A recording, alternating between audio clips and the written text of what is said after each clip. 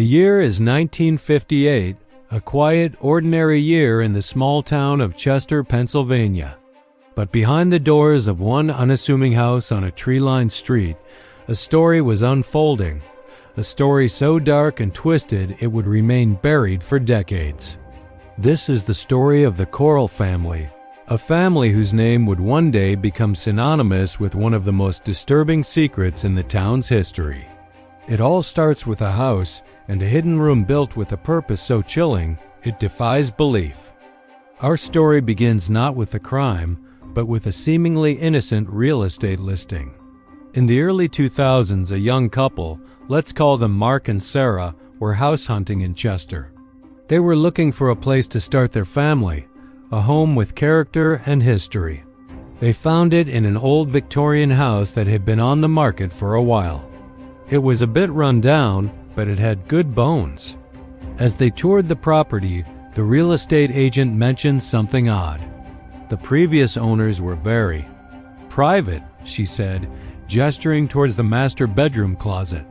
They installed a false back wall. We're not sure why. Mark and Sarah were intrigued. A secret space? It added to the house's mystique. They bought the house, and for months, life was normal. They painted walls, fixed leaky faucets, and settled into their new life. The false wall in the closet became a running joke. Maybe there's treasure back there, Mark would say. They had no idea how close, and yet how far, they were from the truth. The wall remained untouched, a silent guardian of a horrifying secret, waiting for the day it would finally be revealed. The house was quiet, but its walls held echoes of a past that refused to stay buried forever. One Saturday, while clearing out the closet to build new shelves, Mark's hammer accidentally broke through the plasterboard of the false back. Curiosity finally got the better of him. He and Sarah decided to see what was behind it. As they pulled away the damaged boards, a wave of musty, stale air hit them. Behind the wall was a small, windowless room, no bigger than the closet itself. The air was heavy and cold. The walls were lined with soundproofing foam, old and yellowed with age. In the corner, on the floor, was a small, worn-out child's shoe and a faded, tattered blanket. An unsettling feeling washed over them. This wasn't a wine cellar or a panic room. It felt wrong. Chills ran down their spines. This hidden chamber wasn't for storing valuables. It felt like a prison. Why would someone soundproof a tiny, hidden room? Why were their children's items left behind? The playful mystery of their new home had just turned sinister. Mark and Sarah knew they had stumbled onto something much darker than they could have imagined. They immediately called the Chester Police Department. They reported their discovery, their voices trembling as they described the soundproofed walls and the lonely child's shoe. The police initially thought it might be a remnant from the Prohibition era, perhaps a bootlegger's hideout. But the soundproofing and the items inside didn't fit that theory. The discovery of the room was just the beginning. It was a key, turning a lock on a cold case the town had long forgotten. The police investigation began, and the first step was to trace the ownership of the house.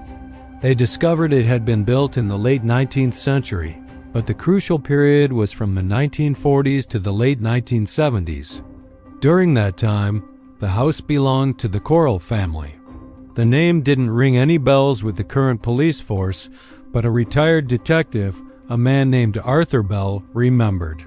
When he heard the name Corll connected to a hidden room, a shadow passed over his face. He pulled out a dusty, forgotten file from the cold case archives. The file was labeled The Lost Boys of Chester. In the 1950s and 60s, a series of child disappearances had rocked the small community. 3 young boys, all under the age of 10, had vanished without a trace over a period of 5 years.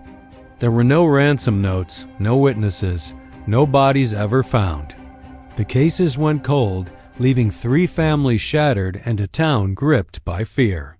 The prime suspect at the time was a local man, a quiet and reclusive figure named James Corll, who lived in that very house. He was questioned extensively, but with no evidence, The police couldn't hold him. He maintained his innocence until the day he died of a heart attack in 1978. The cases were eventually archived, the boys becoming ghosts in the town's memory. With the discovery of the hidden room, the Lost Boys case was officially reopened.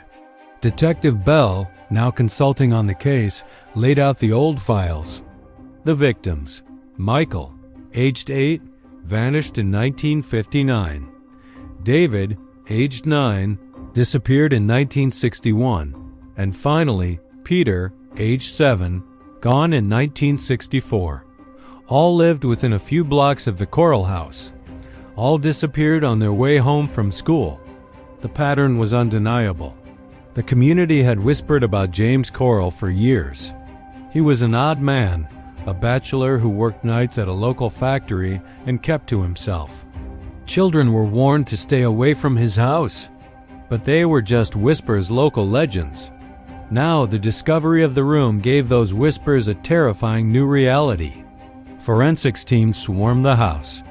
They carefully dismantled the hidden room, searching for any shred of evidence. Under the floorboards, they found it: a small collection of children's toys, a handful of marbles, a small metal car, and a single tarnished silver locket. DNA technology, unavailable in the 1960s, was now their most powerful tool. The lab worked around the clock. They managed to extract a faint DNA profile from the inside of the child's shoe found in the room. They cross-referenced it with the families of the missing boys. The results came back a week later. It was a match. The shoe belonged to Peter, the last boy to disappear in 1964. The news was heartbreaking, but it was also the first solid piece of evidence linking the house to the crimes in over 40 years. The discovery galvanized the investigation. But James Coral, the main suspect, had been dead for decades. The case seemed to hit another dead end. How could they find justice now? Detective Bell, however, wasn't ready to give up. He believed there was more to the story. James Coral had a sister, Eleanor, who had lived with him in the house during the time of the disappearances. She had moved away shortly after her brother's death and her whereabouts were unknown. Bell believed Eleanor held the key. She was a quiet, timid woman, always in her brother's shadow. The original investigators had barely questioned her, dismissing her as a frightened spinster who knew nothing. Bell suspected they were wrong. He thought she didn't just know something. He thought she was a part of it. The search for Eleanor Coral began. Now in her late 80s, tracing her was difficult. Using old records and public databases, investigators finally found her living in a nursing home 3 states away under a different name. When 2 detectives walked into her room, the frail old woman looked up, and a flicker of recognition, or was it fear, crossed her face. At first, she denied everything. She claimed to be someone else, to have no memory of Chester or her brother James. But when they showed her a photo of the hidden room and the small shoe found inside, her composure crumbled. For the first time in over 50 years, the silence was broken. Eleanor's confession came in a flood of tears and fragmented memories. She told a story of a life lived in terror. Her brother, James, was not just a recluse, he was a monster. He had a dark obsession, and he had used his dominance over her to make her his unwilling accomplice. He had built the room himself, she said, telling her it was for storage. She knew it was a lie. Her role was simple and sickening. She was to lure the boys. As a familiar neighborhood woman, she would offer them candy or ask for help finding a lost puppy, leading them to her house where James would be waiting. She claimed she was too scared to defy him, that he had threatened her into silence. The hidden room was a prison. According to Eleanor, the boys were kept there, sometimes for days. Her confession painted a grim picture of their final moments. She couldn't provide all the details, her mind blocking out the worst of the horrors, but she knew what her brother had done. After he was finished, he made her help him.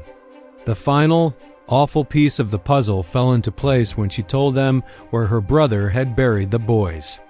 In the dead of night, He had taken them to a secluded patch of woods on the outskirts of town, a place where they had played as children.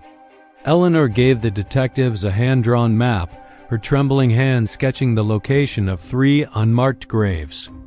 Guided by the map, investigators and forensic anthropologists converged on the wooded area. After hours of careful digging, they found them. The remains of 3 small children buried in shallow graves, just as Eleanor had described. The lost boys of Chester had finally been found. The news brought a somber closure to the families who had lived in limbo for half a century. Eleanor Corll was charged as an accomplice. Her defense argued she was a victim herself, coerced by a domineering and abusive brother. But the jury saw her as a participant, the key to the entire evil plan. She was found guilty and spent the last few years of her life in prison, dying at the age of 91. The house on the tree-lined street was eventually torn down, but the story of what happened within its walls serves as a chilling reminder that sometimes the most monstrous secrets are hidden in the most ordinary of places. Thanks for watching. If you found this story compelling, please like this video and subscribe to our channel for more true crime investigations.